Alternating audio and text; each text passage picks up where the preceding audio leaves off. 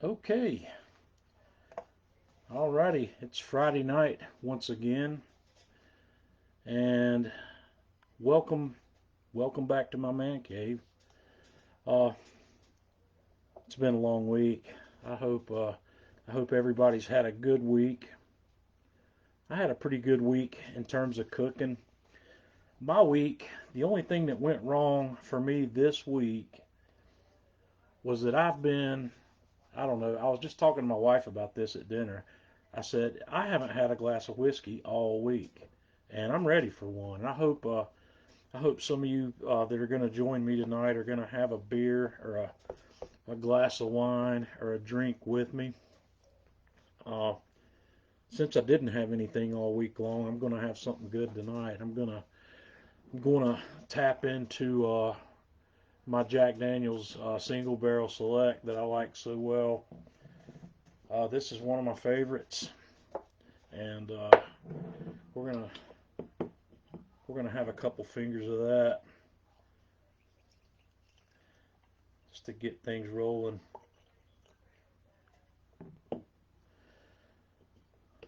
So, how is everybody tonight? Paul's with us. Darren, Darren's here.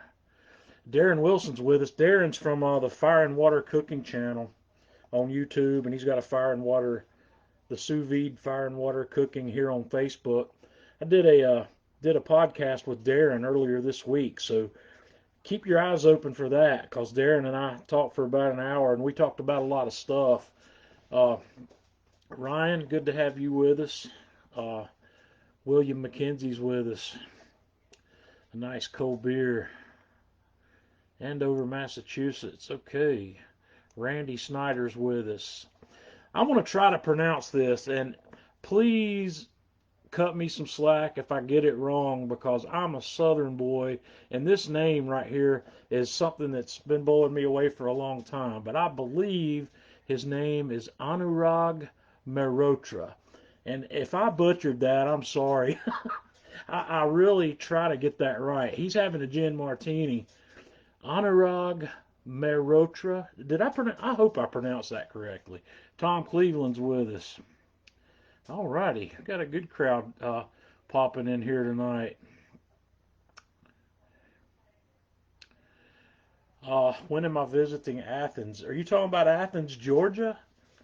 Uh, it might not be that long till I make a run down to Athens because I would like to visit one of the engineers down there that's one of the part of the product development team for Kamado Joe, and he's in Athens, and I might just make a run down there. Ed, welcome aboard. So we're gonna have a little Jack Daniels. So cheers to everybody. Jason Jackson's with us. Jason's my Australian connection.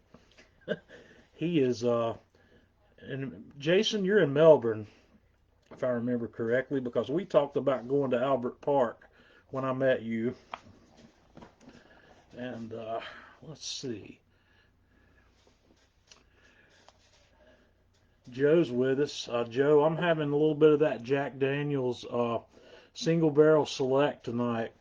I was just complaining to the people who were here earlier that I haven't had a glass of whiskey all week. I haven't had a beer all week. I haven't had anything all week. I've been wrapped up in some other stuff and haven't made time for a drink all week long.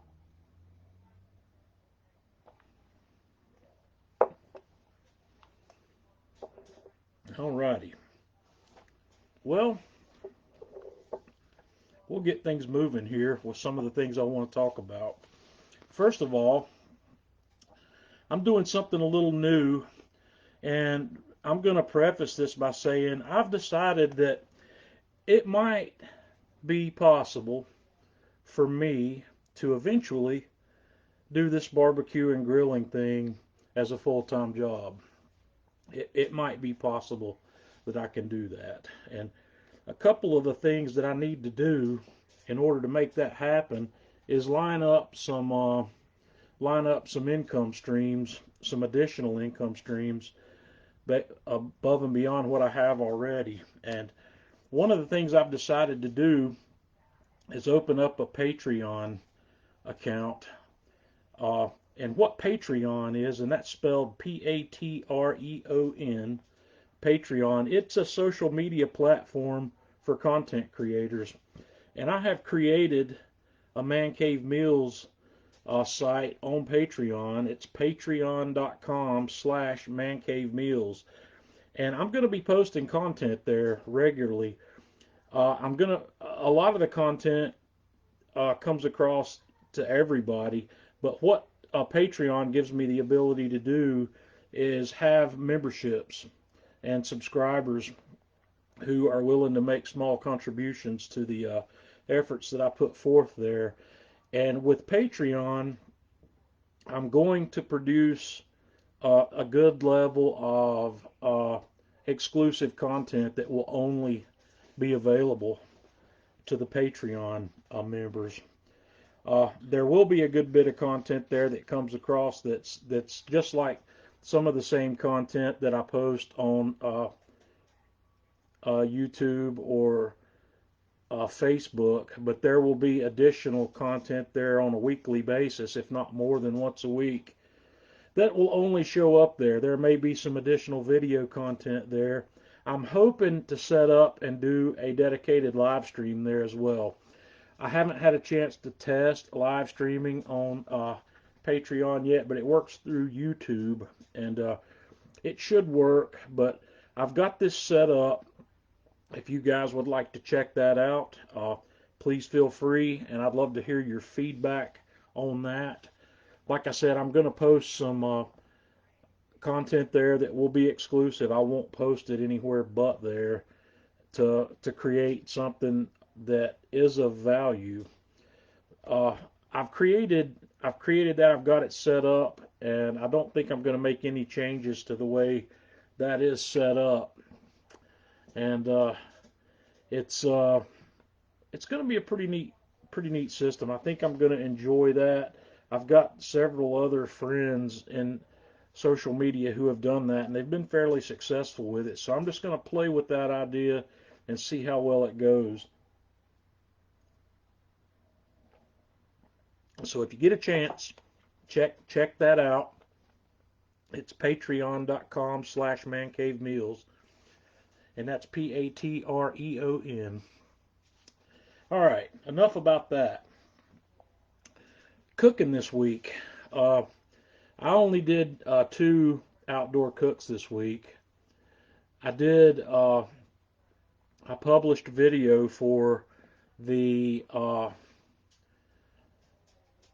Fondant Potatoes. I had seen this done I don't know how many times, and I had it on a to-do list, and I had it just filed away, and I stumbled back across it, and I said, I'm going to do this, and I'm glad I did, because those potatoes were absolutely delicious.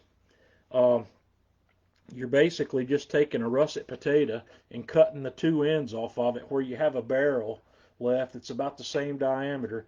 You take the skin off of it, slice it in half, and you can do as many of those as you like. And you just take a pan.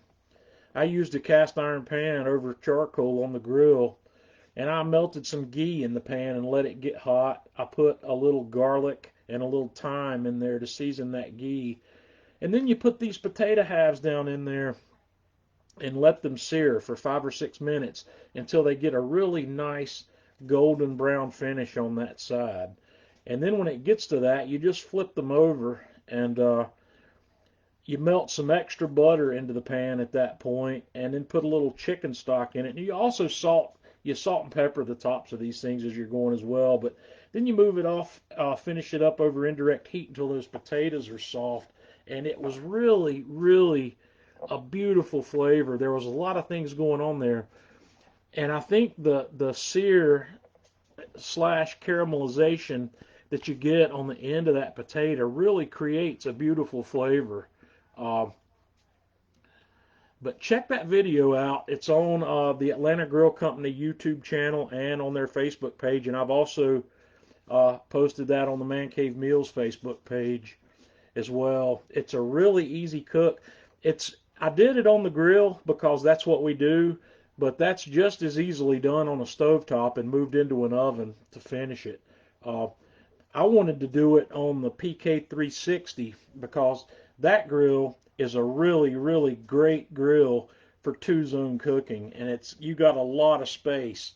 And I had way more space than I needed. I actually probably could have pulled that off on the PK Go. And yeah, I knew that question was going to come up. What do I do with the ends? I'm guilty here. I tossed them out. I could have saved those. I could have riced them and thrown them in the freezer or done something with them. But I only sliced off, less than an inch off the end on these potatoes. I tossed them. I should have honestly found some use for those rather than being wasteful and throwing those away. But those things were amazing, and I'm going to start doing that. My wife and I eat potatoes here at least once a week with something as a side with something, or sometimes we even do it as a main course. We'll do the a twice baked potato, and but this is really special because once you've got that sear and you've moved it over to indirect, a couple of times during that finishing process, just get a spoon and take some of that butter and chicken stock and baste the potatoes with it. Baste it, get some of that some of those thyme sprigs up there on top of the potatoes with the garlic, and it's really, truly just an amazing flavor. I didn't realize how good that was going to be until I actually did it, and I'm looking forward to doing that quite a bit more. So that was the first cook. I did meatloaf. I did a smoked meatloaf and published that video today. So that video's up on Atlanta Grill Company's Facebook page and YouTube channel. I haven't shared it to my Man Cave Meals page yet. I'll either do that later tonight or do it tomorrow. But I shared it out to a couple of the other groups. So that meatloaf recipe's there.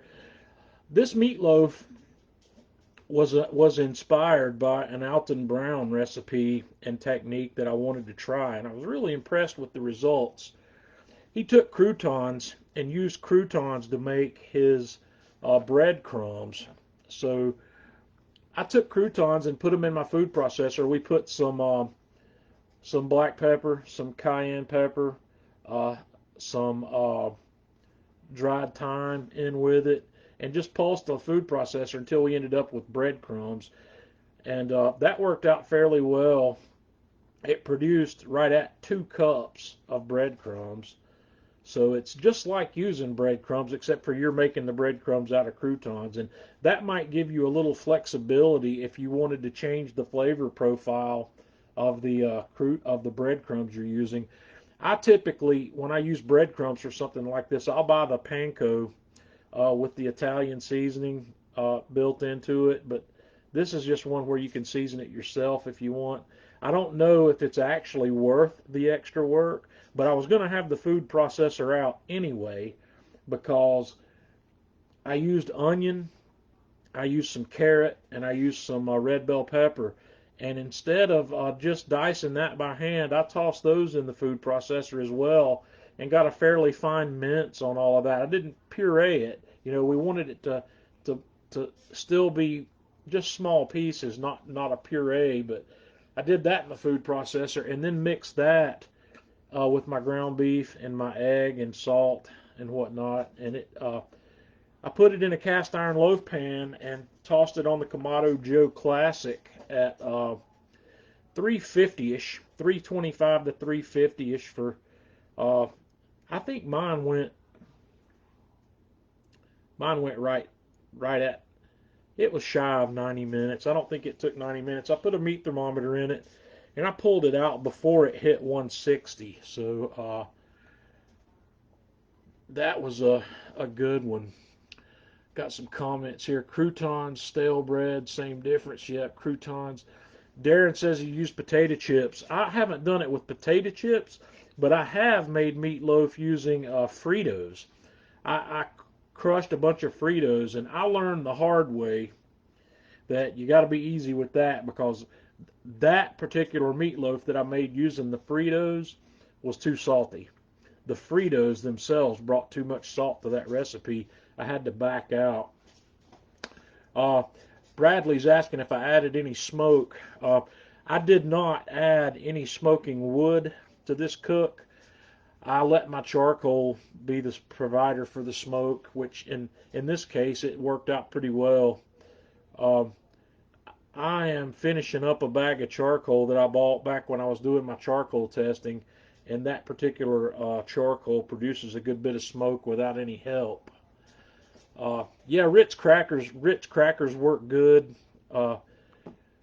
There's all kinds of things, and the whole philosophy, in case you wonder, why do you put breadcrumbs in meatloaf? What's the purpose in that? I've asked myself that question a couple times. It's not to help hold it together. The meat holds together fine. I think what's happening is the breadcrumbs absorb some of the fat that would otherwise render out of the meat, and it holds some of that flavor in there, and it gives the meatloaf a little bit lighter texture. Meatloaf can be pretty dense if you're not careful with the way you make it, and the breadcrumbs help with that. So that's what I cooked this week. I did just those things.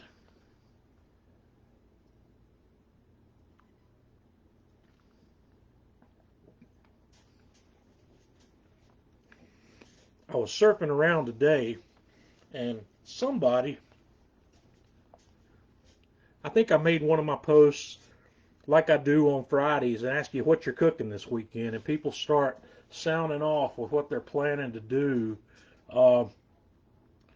Somebody had just gotten an order from Porter Road, and as you guys know, I love Porter Road, and it reminded me that it's time for me to make an order from Porter Road. So I went surfing over on Porter Road's website, and I put in a big order today. And here's what I decided today. I was going to buy mainly stuff that I've not cooked before to, increase my experience level a little bit.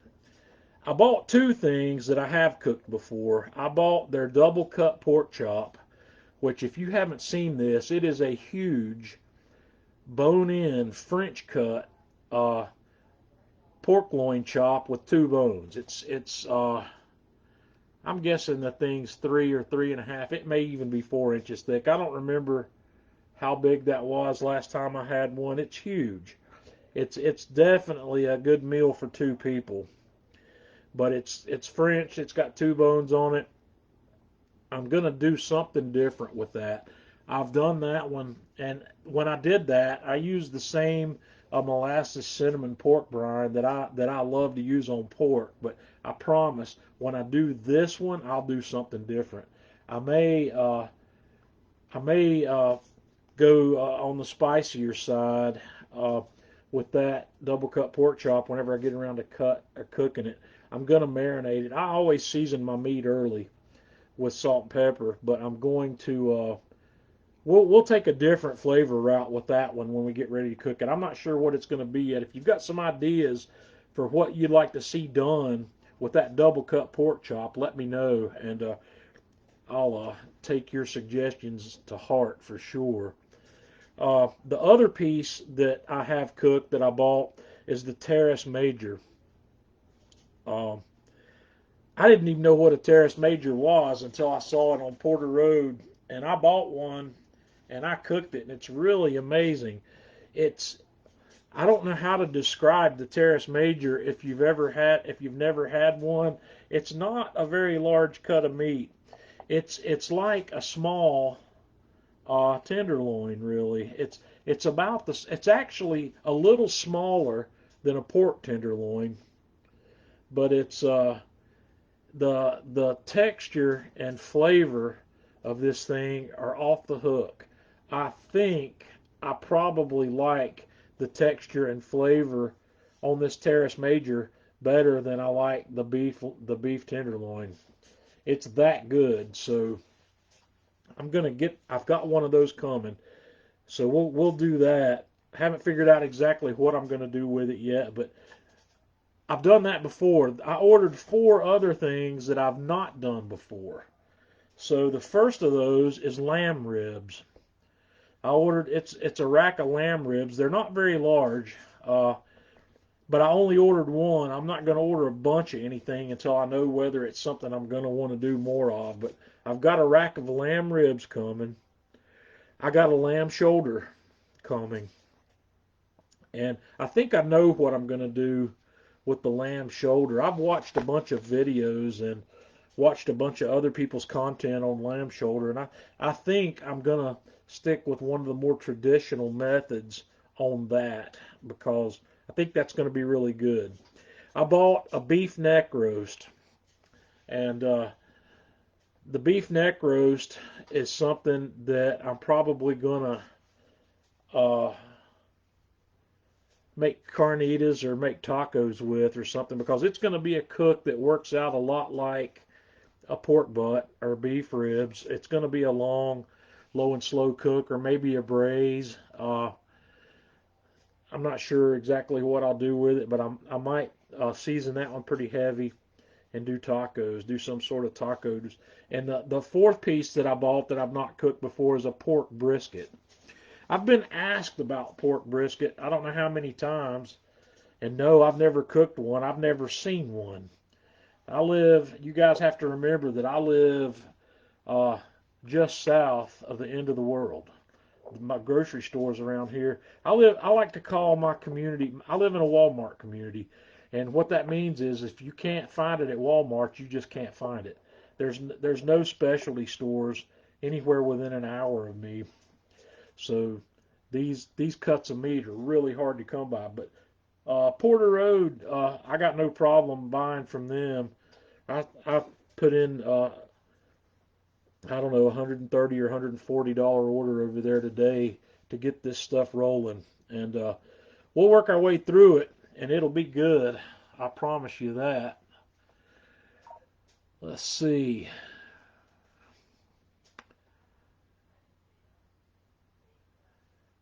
Good to make consomme. Beef neck is great for braised, Darren says. Uh, and Dwayne Hilbert says he lives in a town just like me, probably. I feel for you, buddy. There's not even a Whole Foods within an hour of me. No Fresh Markets. Costco's an hour away.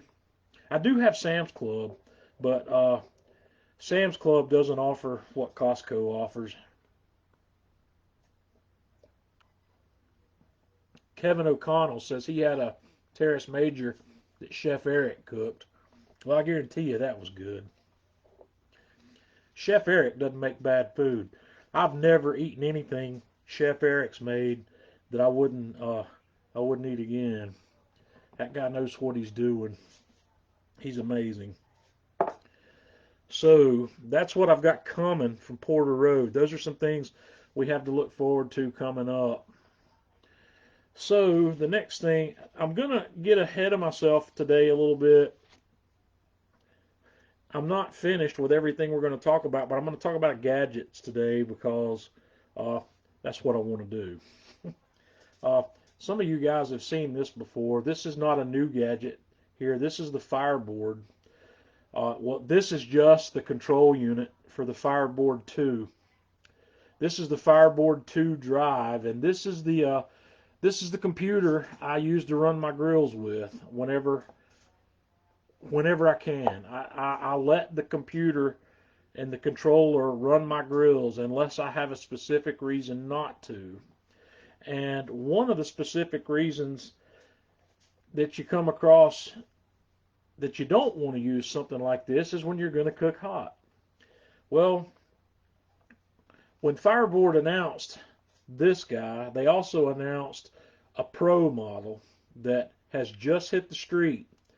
And I'll have one of those by the end of next week. And what the Pro model, this Fireboard 2 drive has got 6 probe ports on the bottom. So you can have 1 ambient probe and up to 5 meat probes along with it. But the Pro model only has 3 probes, but they're the K-coupler. They're the K-couple thermocouple probes, and they're heavier duty probes.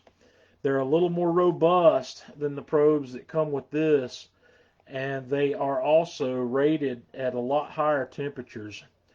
Uh, the Fireboard Pro, the thermocouples that come with it, I think the probes themselves are rated up to 1400 degrees Fahrenheit.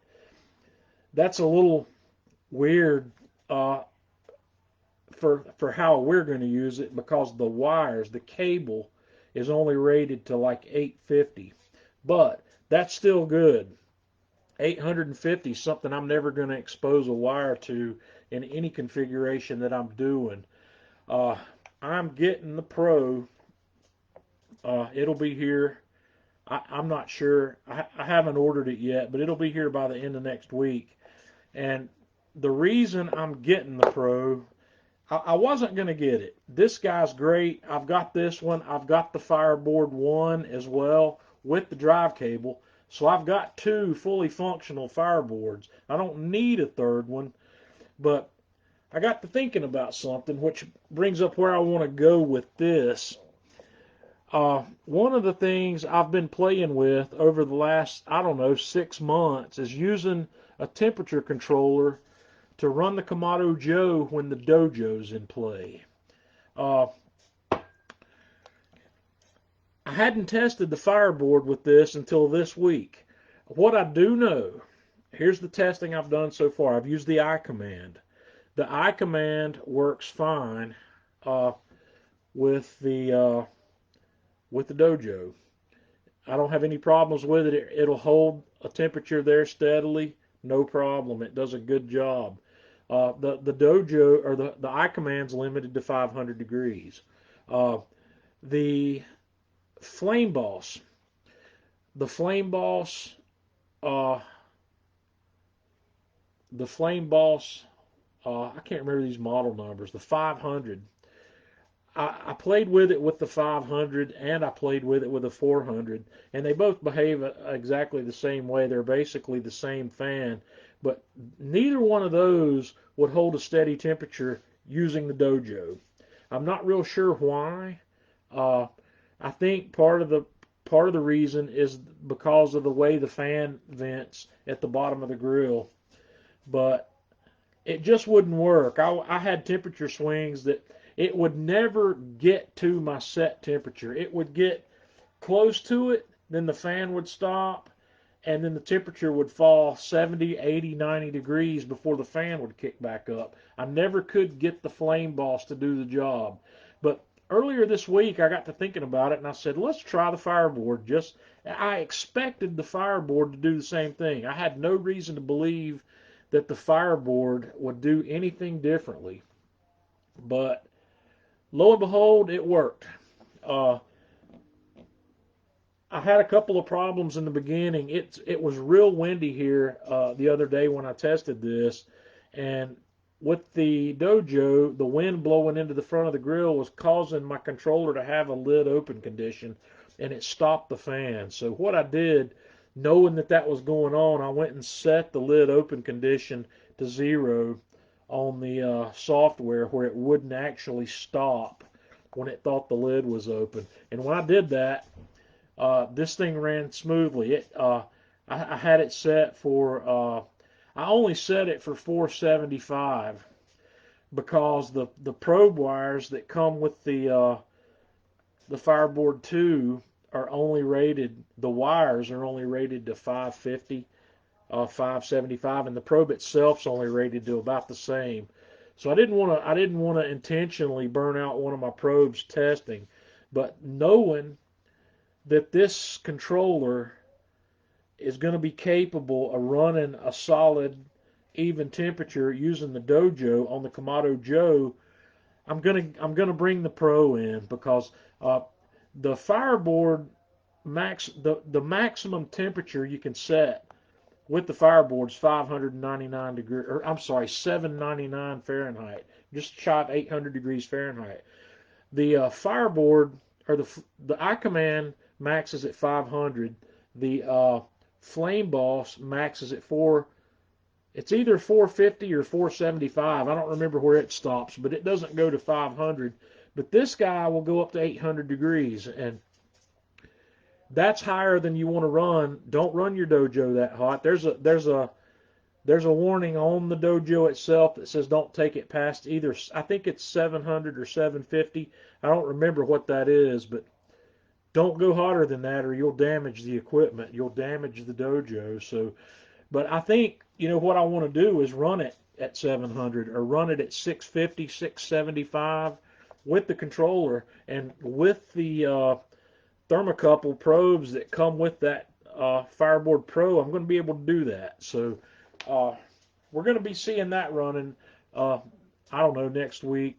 Keep an eye on my Facebook page, because once I get that, that's one of the first things I'm going to do is do a test run on it, probably at 700 degrees, and see.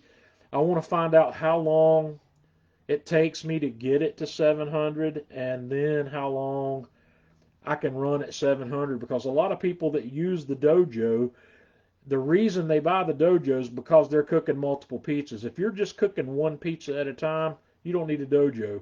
The DoJOE really shines when you're going to cook more than one pizza, because you don't have to keep opening and closing the lid and losing your heat. There's some other benefits to the DoJOE that I'm going to start working on. I'm going to make some more video content on this. The DoJOE, it'll help you cook a lot of things a lot better than you can without it. When that top dome, when the top vent's closed and the heat is coming down into the dome and exiting the front of the grill, one of the side effects you get from that is better browning.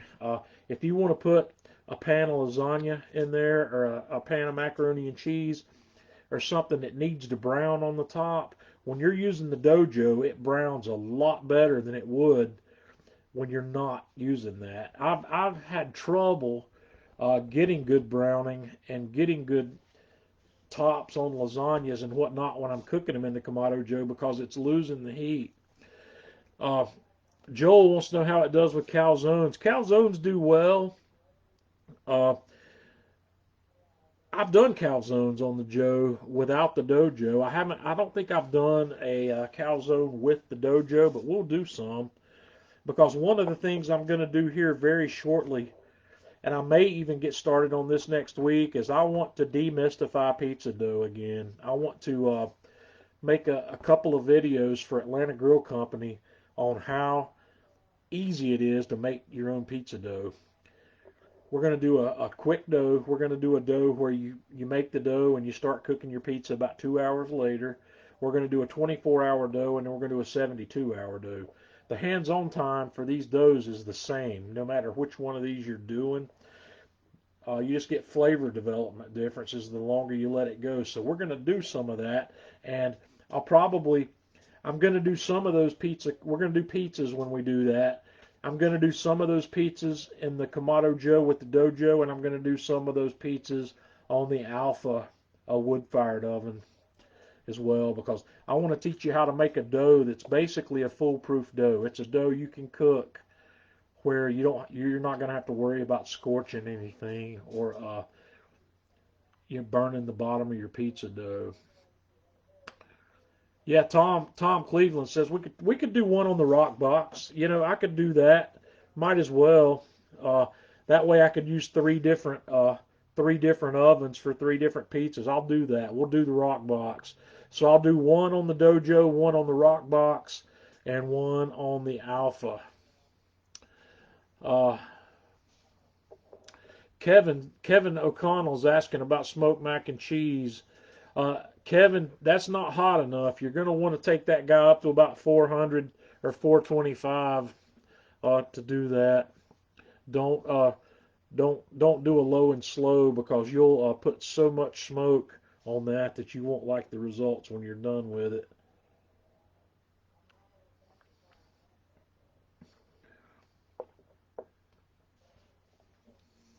Joel Engelbert's asking, can you use I'm assuming DoJOE, to speed up the rising process? I don't think so. No, you don't want to proof your dough anywhere near that hot. you want to proof your dough at either room temperature, or I like to be at 75 degrees or better for proofing. I'm fortunate enough that I've got two ovens here that both have proofing modes, and when I proof my bread dough or my pizza dough for something like a quick cook, I set it up to about 90 degrees Fahrenheit, and I don't. You would be way too hot to proof anything. You're going to kill the yeast, and you'd end up cooking it. You can't run the DoJOE that cool.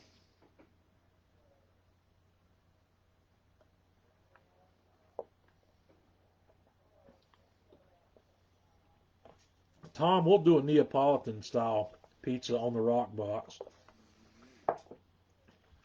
I'll do I'll use the rock box, and we'll use the 72-hour dough on that. So that'll work. We'll make a 3-video series. We'll do 3 pizzas, and we'll cook them all on 3 different ovens. That'll work. Sean's asking about proofing sous vide. If Darren Wilson's still with us, you have to ask Darren. I've never tried it. You could do that, but I think it'd be more trouble than it's worth, because if you put your dough in a bag and then ran a sous vide bath at 90 degrees or 85 or wherever you want to run it, yeah, it'll work. It will work, but it's going to be a mess to get that dough out of that bag. It's going to want to stick. If you've got a dough, you'd have to have a really, really dry dough for that to be worth the time and effort to do. And I don't know that it would be worth it. I would just as soon proof at room temperature at 70 to 75 degrees and give it an extra half an hour if needed than I would try to set that up. But if Darren hasn't done that, Darren probably knows somebody who has, so he'll be able to answer that. Darren Wilson's our sous vide guru here. So that's what we got coming. I'm going to get the Fireboard Pro, and if my hunches are correct, the Kamado Joe with a Fireboard Pro and a DoJOE is going to be one mean pizza oven. I really believe that it's going to be fantastic. So we're going to find out. All right. So to wrap things up, we have the Superbowl coming up. For those of you who are here in the U.S., I don't know how many Australians we've still got hanging out with us. They don't do American football down there. But the Super Bowl is kind of a big event around here. So I hope everybody's going to be safe and careful with big parties and get-togethers, whatnot during this time. But cooking on the grill, putting game day foods together on the grill is a real blast. And there's a lot of things you can do. And one of the things that most people like to do is wings. Wings are a big thing, and I'm gonna try to get some extra video content out over the next 2 weeks to get some additional, game day type food things going. I'm gonna do some wings because I'm gonna get one of those done this coming week, because Atlanta Grill Company's got their new wing zing out, and if you guys haven't checked those out, you should. They're wing seasonings that are just fantastic. I've got them here, and I haven't gotten a video out on them yet. So I'm going to have at least one video out this coming week. We're going to do wings. We're going to do a wing zing wing video. And I'm also going to I'm going to teach you how to prepare your own wings. Don't go buy these party wings that are already cut apart. I want you to buy the whole chicken wings at the grocery store, because they're cheaper. They got more meat on them, and I'm going to show you exactly how easy it is to separate those things, where you've got better wings than you'd have if you buy those ones that are already cut into the wings and drumettes. It's really something. It's that easy. You're going to slide a knife through one joint. You're going to cut the wingtip off, and the knife will practically slide through the joint to separate those two pieces. So Wings are the first thing. You know, everybody likes wings, and I'm sure you've got a way you like cooking your wings. Most people who have had a grill have done wings at some point or another. So that's the first thing. Uh, I just pulled up my playlist earlier today of snacks and game day type snacks and party food, and I put some things on here that I think are fun game day stuff. I've done several skillet cookies, and what a skillet cookie is like a huge chocolate chip cookie, for instance, that you make your dough, you press it out into a cast iron pan, and cook your big cookie in a pan on the grill. I've got several videos where I've done these. They're really good. They're really fun. They're not hard to do. So keep skillet cookies in mind. That provides you something sweet. Uh, if you want a sweet snack on game day, there's this other little thing called atomic buffalo turds, and man, I love these things. They're really good. What I like to do to make an atomic buffalo turd is I go to the grocery store and buy the largest jalapeno peppers I can find, and I take I slice them long ways down the middle. I take the top off. I take the seeds and the ribs out of those, and then I make a cream cheese filling to go in those. And you just take some softened cream cheese and like put some barbecue rub in it. Put a barbecue rub in it that's got a little bit of a spicy side to it. Like the Atlanta Grill Company Volcano Dust is a good one. If you like Lane's, Lane's has got this one called SPF 53 that's amazing for this. When you mix that SPF 53 with cream cheese, that's a match made in heaven. That's good on a lot of things. I like that on a bagel. So try that. You put half of that in there. Then I like to take those little smoky sausages, those little short sausages, set that right on top of it, and then you wrap it with a half a slice of bacon. And don't use thick bacon, just use thin, or you could even use prosciutto if you want to. If you use prosciutto, you want to double wrap it because that's really thin. Put a toothpick through it to hold it together. Put that on a rack. Put it in the grill at 250 for an hour, hour and a half. Let it get smoky. Let that cream cheese melt a bit, and you've got a really great atomic buffalo turd. That's a fun one, and they're really delicious. They're awesome. Uh, Another one that's easy to do is the moink. It's called a moink, M-O-I-N-K. And basically what the moink is a meatball. And most of the time when people make moinks, you go to the grocery store and you buy those frozen meatballs that are in a bag, the Italian meatballs. And then you take them out, you wrap a slice of bacon around it, you put your toothpick through it, you dip it in barbecue sauce and put it on the grill. That's a really good one. It's easy to do. You just need to leave it on there long enough to get some smoke on it, long enough to get the bacon cooked. You know, those I like to cook a little hotter, just to get the bacon cooked up. But the moink balls are really a good game day thing. Another fun one to do is pretzels. I like to do these big soft pretzels. Pretzel dough. You know, I know a lot of you guys are afraid of doing breads and doughs. I want to try to figure out a way to help you get over the hump of making breads and making pretzels. Pretzels are amazing.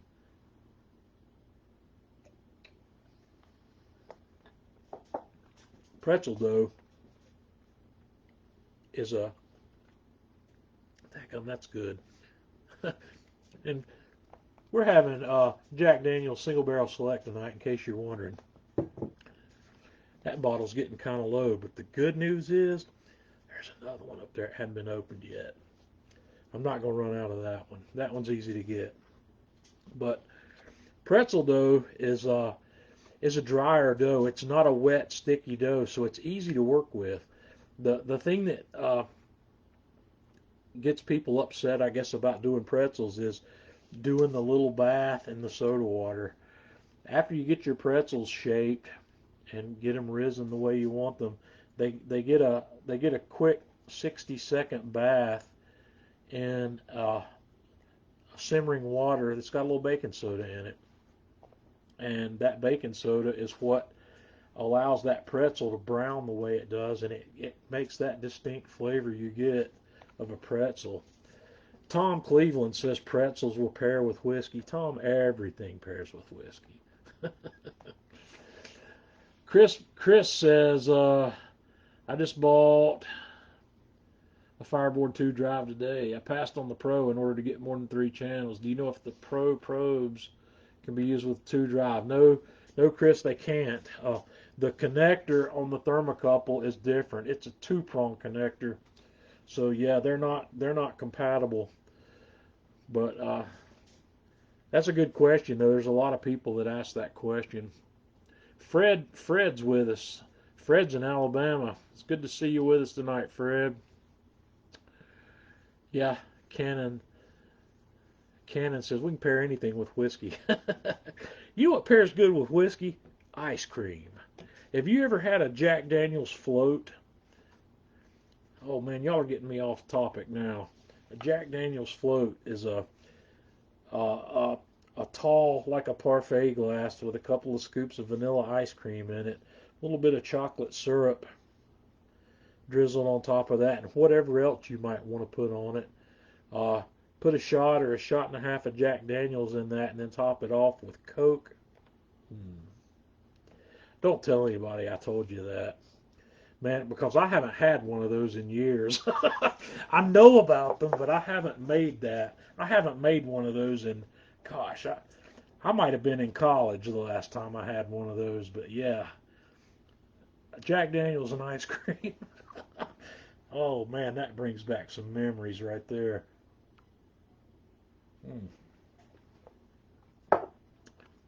Back to the party food. Armadillo eggs. This is one it took me a while to wrap my head around. Armadillo eggs. Let me see if I can remember how this is made. Buy smaller jalapeno peppers. Buy the smallest ones you can find. And then you take the tops off, and I use my coring tool to core out the inside of it. And then I'm going to make a cream cheese filling just like I would with the Atomic Buffalo Turds. I'm going to put some seasoning in that cream cheese. I'm going to stuff that pepper with it, and I'm going to take that pepper and then I'm going to wrap it with ground beef. I'm going to encase it in a ball of ground beef or ground sausage or whatever. And then I'm going to season that, and I'm going to throw that on the grill and cook it until it's cooked through. That's called an armadillo egg. I don't know where that came from or how that came to be, but it's the problem with the armadillo eggs is they're a little large. That's really almost too big to be finger food. So anyway, that's a couple of ideas. Something worth trying. Kevin, I had some Makers 46. Did I have that last week? I've got a bottle of that. The Makers 46 is pretty good. I'm still learning what I like, and I got pushed in that direction because I like sweeter stuff, and the Makers is a wheated whiskey. It's got no rye in it, and I think I like it. I don't like it as well as I like this, and I'm still really, really upset. I had that bottle of Eagle Rare, and I've still got a little bit left. That's my favorite overall so far, and I found out that that's a unicorn around here. I don't know how I managed to get that, but I got lucky, and I haven't found another one since. So, Maker's 46, though, I can buy that any day. Jeffrey Spencer, if you had to pick one knife for the kitchen, what would it be? It's a good question. The problem is there's got to be at least two. first thing, you got to have an 8-inch chef's knife, and then you got to have a 4-inch paring knife. Uh, the those two knives, along with a boning and fillet knife, those three knives cover about 99% of everything you're going to want to do with a knife in the kitchen. I've got two 8-inch chef's knives that are my go-tos.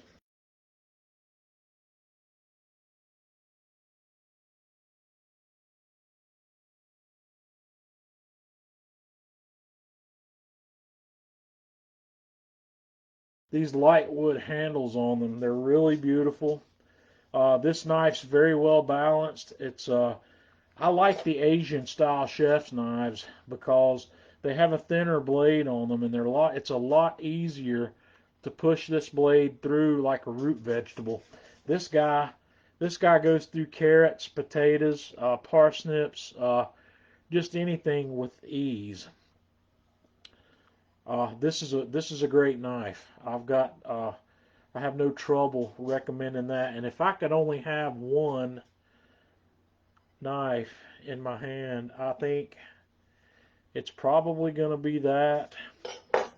Uh, I went overboard last year and bought a knife that was kind of a knife that is what I would call a bucket list knife.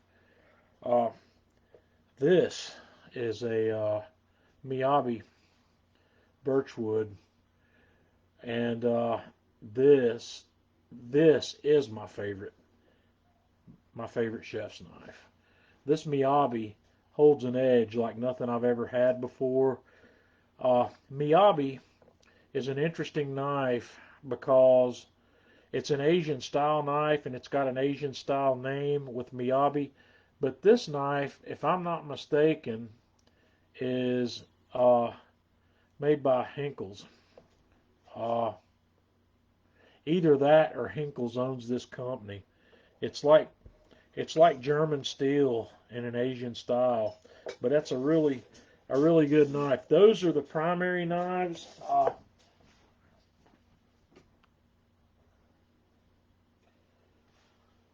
Oh boy, I'm going to get caught here. One of my knives is dirty. I used this one for dinner tonight and haven't washed it up yet. But the boning and fillet knife, my go-to, is this this Sous. This is their 6-inch boning slash fillet knife. I really like this knife. It's got a somewhat flexible blade on it. This is the knife I like to use when I'm prepping briskets or butts. I like to use this knife when I'm taking fat off. But I don't know. I may change my mind and say if I could only have one knife, I might rather have this than the chef. I don't know. This knife, this knife right here has a lot of utility to it. It really does.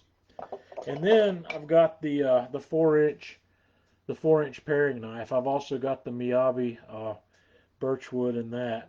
But I've got the Sous as well. The Sous is just upstairs at the moment. It's not within reach here, but those knives, I see people all the time asking, I want to buy a knife set, so what set should I buy? I can't answer quick enough. Don't buy a set.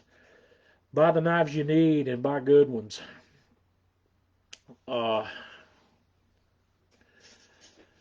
I've got no problem. Atlanta Grill Company's got the entire line of Sous. They've got the Sous Classics. They've got a higher level Sous also, and I can't remember what it's called. I've never bought any of those, but I've got several of these. These are pretty. You know, these guys have a really pretty Damascus type steel blade. It's just a really nice knife. They're lightweight. They're really well balanced. But like I said, that Miyabi holds an edge like no knife I've ever used before. Yeah, Fred, you're right. Sets are a waste of money because there's a bunch of stuff in the set that you'll probably never use. If you buy a set of knives, if you buy a block that's got 15 knives in it, you're going to find about 3 of them you like using, and the rest of them are going to sit there. And you didn't really need that set of steak knives that's included in that either, probably. Bradley's asking how I sharpen these knives. These knives that I care a lot about, that I spent a lot of money on. I spent a lot of money on a sharpening system as well. I have a Wicked Edge. It's the Wicked Edge. I believe it's the WE 130 set, and I've got the digital angle finder where I can make sure I'm right on the angle I want for the bevel on those. I've got 2 sharpening systems that I really like. I've got the Wicked Edge. I only use the Wicked Edge mainly. Right now I'm only using the Wicked Edge on these Miyabis.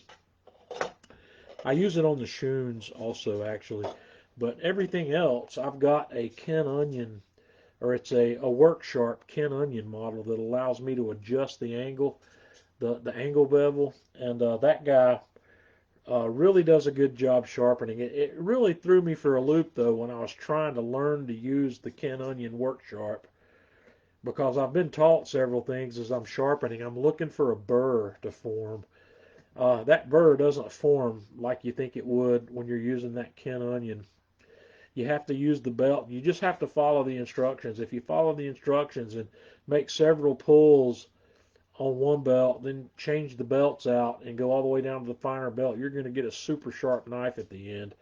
I sharpen all the knives. Every knife I've got that was less than $100 gets sharpened with the Ken Onion, and it does a great job. The Ken Onion Work Sharp, I think I paid $129 for that. I don't remember exactly, but I'm wanting to think $129 was the price tag that was on that Ken Onion Work Sharp. But it allows me to adjust the angles anywhere between, I think, 15 and 30 degrees. It lets you make that selection. And when you're sharpening your knives, if you care about your knife, it is important to know what that edge bevel is supposed to be. I know you can't see it here. There's no way I'm going to be able to show you that. These guys, these are 15 degrees.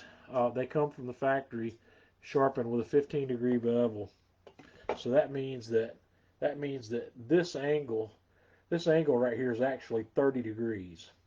But it's 15 from the vertical on each side. And most of the Asian knives, some of the Asian knives you'll have come down to 10 degrees, and some, especially Asian knives, only have a bevel on one side. And with a knife, if you have a knife like that, like a Deba or some of these really high-end Asian knives, you need something like a Wicked Edge, because you don't want to put an edge on, you don't want to put a bevel on both sides of that. So yeah, I might do a live stream here sometime if I can figure out how to set it up where you can see it. I'll get my Wicked Edge out and we'll sharpen these. This guy is actually just about ready for its very first sharpening, and I've had this for nearly a year.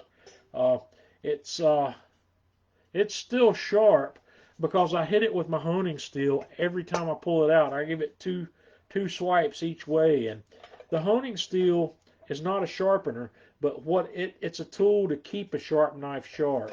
And if you use that regularly, you don't need to sharpen your knives as often. So yeah, knives are a rabbit hole, man. I guess what I really should tell people is go buy the Victorinox with the Fibrox handles. They're great knives, they're great blades, and they're inexpensive. And get those and be happy with them. Don't jump down this rabbit hole. It's not worth it. It's worth,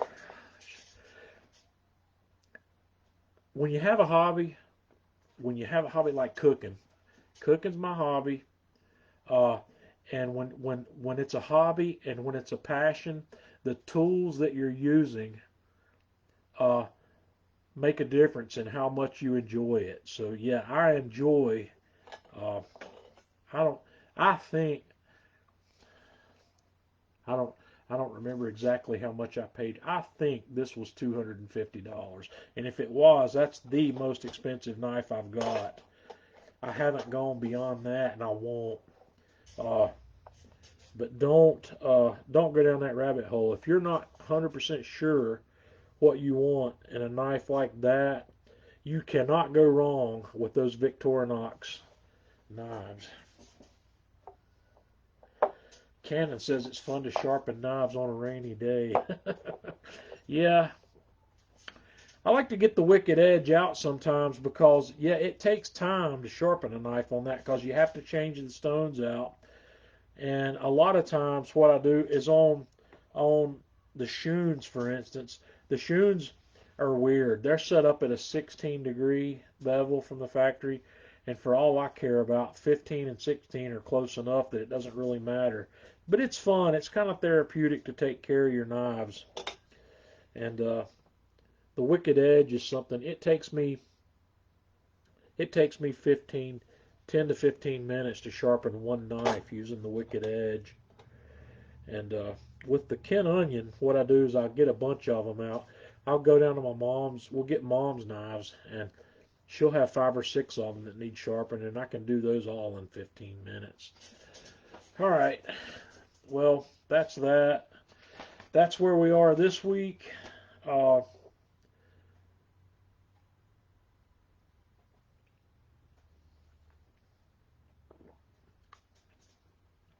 can't call that a dead soldier. You guys that drink whiskey, what is that called? I know the beer drinkers. You got a dead soldier when you got an empty bottle. What's an empty whiskey glass called? Has anybody got a term for that? So,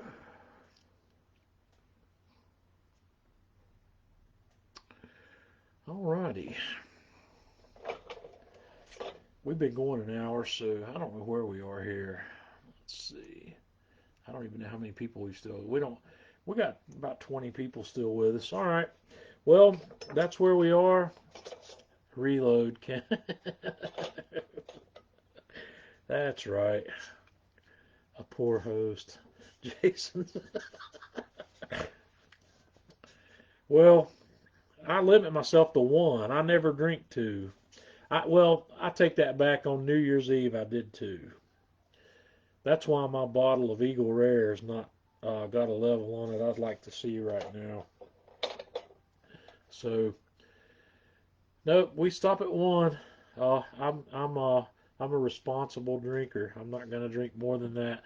My pour is a little heavy, so I'm doing a 3-ounce pour when I pour, so I'm never going to have more than one of those. So, guys, until next week, I hope everybody has a good weekend.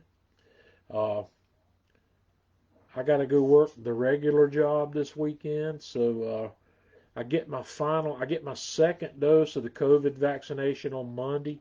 My wife got her first one today, so she was participating in the same clinical trial that I was in, and they called her earlier this week and called her in to get her first dose of the COVID vaccination. So I'm really hoping that we're going to see better times here in 2021. So, guys, until next weekend or until next Friday, y'all have a good week.